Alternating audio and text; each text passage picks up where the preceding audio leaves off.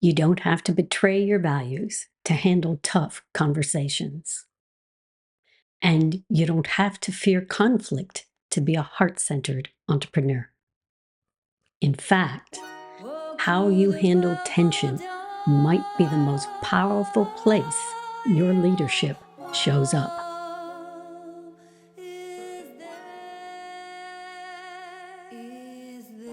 Welcome back to the Strategies for Building a Value-Based Business series.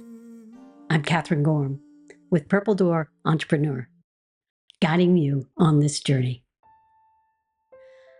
Values are easy when everything's flowing, when everyone's happy, when things are going well. Don't we all know that? Yeah. But what about when they're not? What about when someone's unhappy with your offer or asks for a refund that doesn't align with your policy? Or they push your boundary, a boundary you didn't even know you had until they crossed it. Sometimes we call that a trigger.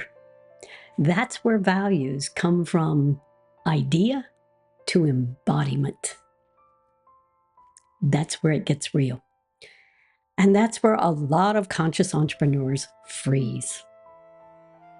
Because for many of us, conflict feels like danger. We don't want to be unkind, and we don't want to seem unprofessional, and we definitely don't want to disappoint anyone. So we overgive. We say yes when we want to say no. We soften our truth until it's barely there. And afterward, we feel drained, foggy, a little off, because we compromise something that we actually care about, something that actually meant more to our energy, frequency, and vibration than we consciously realized. But here's the truth. You don't have to betray your values to handle conversations. In fact, holding your values with kindness, clarity, and integrity, especially in those hard moments, is what makes your business feel clean, safe, and trustworthy. Not just to your clients, but also to you. Let me share a moment from my own path. Someone once signed up for a year-long commitment with me, but partway through, they wanted out. At first, I felt that old pull of just let it go, make it easy, don't cause disruption and discomfort.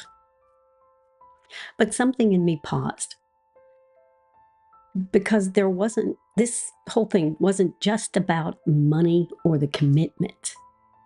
It was about energy. They were my energy mostly, they were in a space of lack and fear. And I could feel that invitation, whether it was spoken or not, to step down in my energy to meet them in their story. But I chose not to do that. I stayed grounded in the energy of the offer, in the integrity of what had been agreed to, in the frequency of trust and clarity. From that space, we had a real conversation, and we reached an agreement that felt very clean and mutual. We stayed in contact. There was no bad blood. But the deeper win, my energy stayed clear. My business didn't get tangled up into someone else's fear. I didn't start second-guessing my own offer, or lowering my worth, or adjusting just out of reaction, because I held my space. That's the work. Not reacting, but regrounding.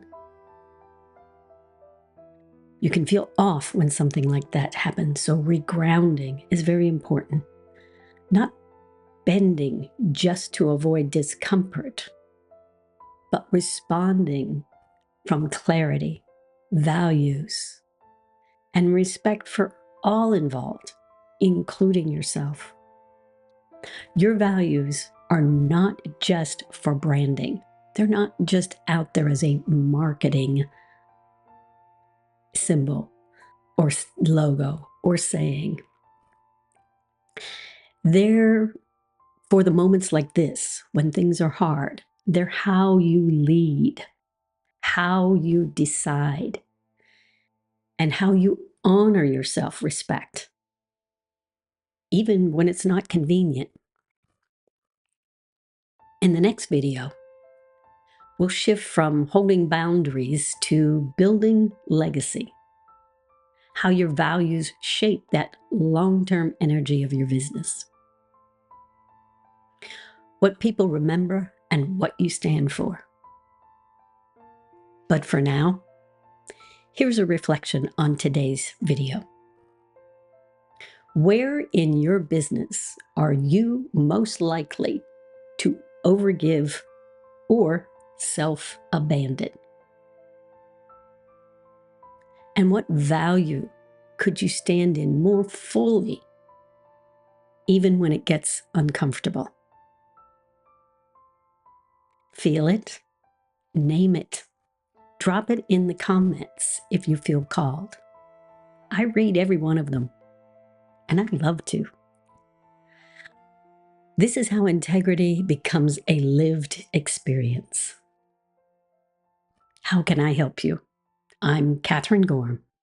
Connect with me at purpledoorentrepreneur.com.